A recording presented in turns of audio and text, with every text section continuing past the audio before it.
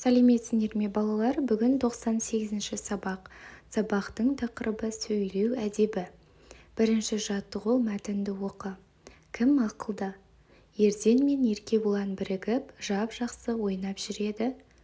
Бір кезде көпір үстінде біріне бірі қарсы келіп қалды. Ерден, мен саған жол бермеймін деп тұрып алды. Ал Еркебұлан, мен осыған бұлай ерегіскім келмейді. Бұдан былай сенімен ойнамаймын деді. Сөйтіп үйіне қарай жүре берді. Сонда екеуінің қайсысы тапқыр, ақылды болғаны?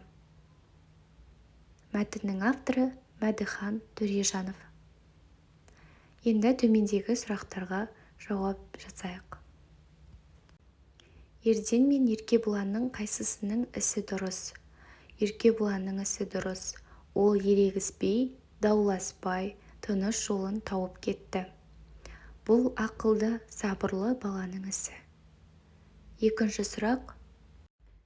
Әдепті бала сыпайы, үлкенді сыйлайтын, достарына құрметпен қарайтын, дау-дамайдан аулақ болатын, кешірімді және сабырлы болуы керек.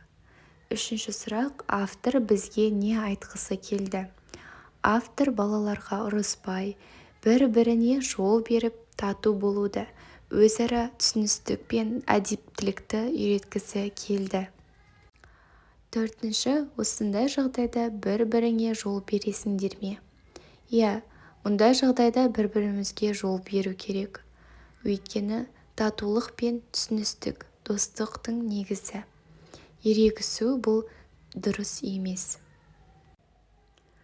Екінші жаттығу. Көшіріп жаз. Рұқсат етіңіз, ренжімеңізші, мақұл қалауыңыз білсін. Үшінші жаттығу. Сөздер қоржынынан ізеттілікті білдіретін сөздерді ізде. Ізеттілікті білдіретін сөздердің біреуін қатыстырып, сөйлем құрап жаз. Ізеттілікті білдіретін сөздер: рахмет, оқасы жоқ, айып етпеңіз, кешіріңіз. Сөйлем: кешігіп қалсам, айып етпеңіз. Балалар, сабағымыз аяқталды, сау болыңыздар.